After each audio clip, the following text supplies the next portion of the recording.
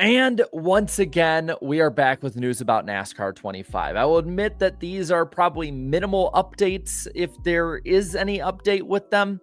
But I will say too that it is kind of interesting to see what they have on it. No gameplay yet. And I think honestly, marketing wise, it's being done completely on purpose because everyone's chomping at the bit for that. But for what we do have, I do think it's something worth looking at. The first screenshot was from RFK driving on Chris Buescher's car. It's looking back under caution. Of course, again, you have William Byron there. And the more and more we see Byron being somebody featured in screenshots, in different promotional material, and all of that, on top of his history with iRacing, I really think William Byron is going to be the cover driver, or the 24 car at least will be the cover car of this game. Not that it's all that important other than just what you're looking at if you have the physical medium. But there are some interesting things to look at here. For instance, it's counting down time. It's giving you different things you can adjust. And of course, you are not driving under yellow. They've talked about that before, but I think that it is good to at least have what looks to be a pretty basic ability to try to make adjustments and different things like that. One of the things I really didn't like on the Heat games is that when I was online and I was in the league or playing with friends and we're trying to make adjustments into the pits, it took way too damn long to be able to change air pressure adjustments on my tires and to be able to change everything. And usually I would get screwed and not be able to change everything that I wanted. And I'm hoping that it is quicker and easier to use on this. I will say one interesting nugget that people caught, and we'll talk about him a little bit later, is that Connor Zilic will be part of the Cup roster, at least at select tracks, similar to ARCA, which had its roster released yesterday as of recording this video, or at least in the last couple days. You will have a ton of different options of drivers on top of, in the Cup series like this, at least the 36 chartered drivers. So I do think that there is a little bit to take out of this one. Now, the next one I actually am really interested in, and this one shows more or less what it's going to look like to play the game from the following view. Now, this is probably what people on controller will play more with, while those on a wheel will play in the cockpit. Of course, not everybody. Personally, I like the roof cam, and I'm hoping that that is something they have as part of this option. But I do think it's interesting what they have on this. Let's take a closer look. First off, in the top left-hand corner, you have the race name, basically, or at least a logo, as well as the lap counter. 4 of 16. I'm assuming this is going to be one of the shorter percentage of laps that you can run in the race, as I'm assuming you can't just custom make it from how they've talked. I will admit, admittedly very tiny when it comes to height-wise rear view mirror. You can see everything for the most part, but you can tell they're trying to get the realism of an actual rear view mirror that they would have in the cars, which is really funny because there's all this talk right now about whether or not to get rid of the rear facing camera. I guess it's not a deal breaker, but I think maybe making it just a skosh bigger might be a little easier for players. And then in the top right-hand corner, of course, it shows your position out of 40, full NASCAR field, nothing too big with that. In the middle of the screen, you have Christopher Bell, another promotional driver, and it can denote his name on the top of it. First, Christopher Bell.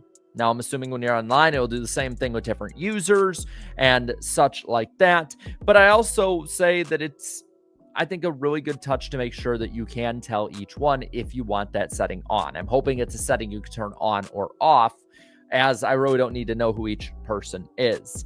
In the bottom right, you see the RPM, speed, gear, all of that, and a small little drafting indicator, which again is something I liked back in the day in the EA games especially. I liked being able to see when I was catching some draft, and depending on how realistic they make it, maybe that also could talk to you about how much dirty air you're in. And of course, William Byron is another one of these screenshots. Just saying, this point, just getting to be a pattern, trend, you name it. And then in the bottom left corner, you have the track map. So for anybody worried about the track map, You don't have to be when it comes to NASCAR 25. It's going to be in it. It's not going to be like the Heat games where a basic feature is not added in until the third, fourth, fifth title or whatever that might be. Honestly, I look at this picture right here and I like what I see, at least with the HUD. It's not something with all of this stuff that's overboard. You're not getting taken out of the experience with it, but at the same time, you get a lot of crucial information that you'll probably need while racing. So I don't see anything wrong with it. I know people will complain about it, but I don't see the issue. And then the last little screenshot here was one that is of Connor Zilic playing on the Xfinity Series side of things. Now, what I like about this one too is that you can see the indicators. It's purposely blurred out, I can tell. And you can tell that there's stuff being moved around with lap times popping up on screen. I believe this is Darlington he's racing at. I think he also said he got a Darlington stripe out of it, so that's at least fun. And on top of that, you can then see, of course, everything blurred out, but that would be information on the left-hand side of the screen that would tell you maybe how much tire wear you have, how much heat the oil has, or the aero issues, or anything like that.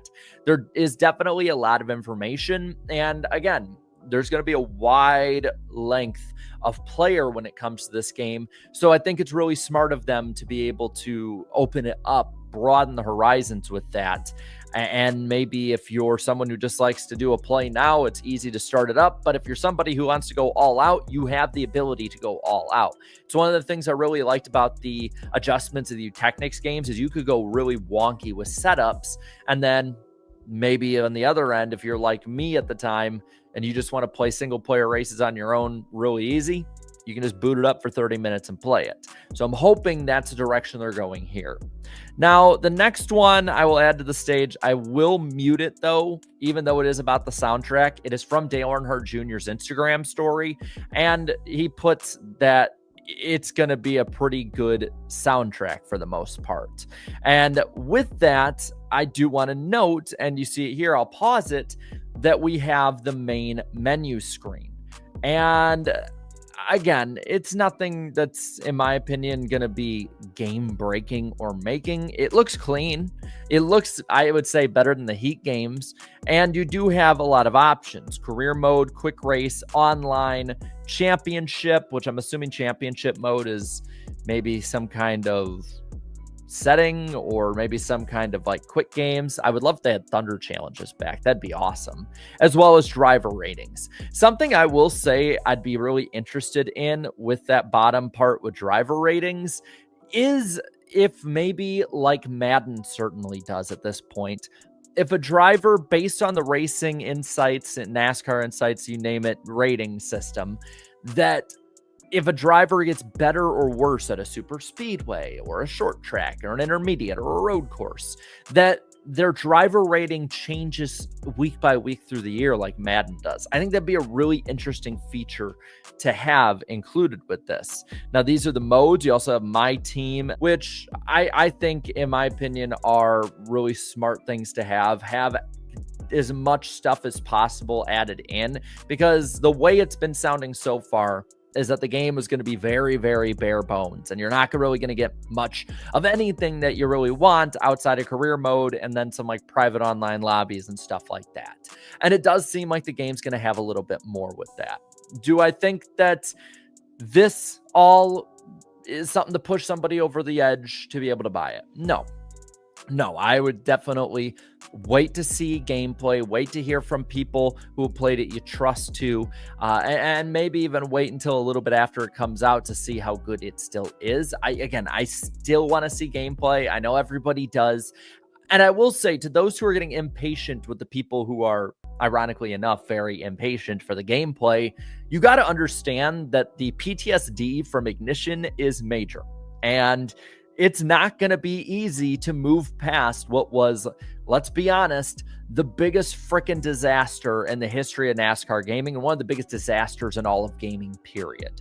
So give some grace to people who are very skittish on this. I know it's frustrating for those who are excited. Again, I am optimistic about this game. I think the people behind it are the best of the best. I think that what they've shown us so far is very interesting and intriguing. And based on how people have talked about it, it sounds good. I want to see, I want to play, and I want to see the improvements on top of that. But I'm optimistic, but I completely get why people aren't. So with this, I'll pass it to you. Do you like what you see out of these screenshots, some of the video, and everything we've heard from NASCAR 25? Are you getting more optimistic, more hyped up, or are you just like, show me the damn gameplay already? Totally get either side. While you're at, leave a like on this video, share this video, and subscribe to this channel for more great and fun NASCAR content. Thank you so much to all my channel members for your continued support. Be sure tonight to watch NWP on Eric Estepp's channel at 8 p.m. Eastern time. Should be a lot of fun, and I can't wait to see it there. So, till next time, have a good one.